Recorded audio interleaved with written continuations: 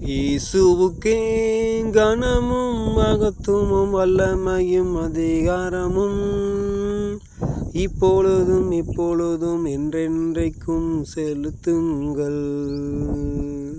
அவர் நம்மை பாதுகாத்தாரே, அவர் நம்மை பராமரித்தாரே, அவர் நம்மை போஷித்தாரே, அவர் நம்மை வழிநடத்தினாரே.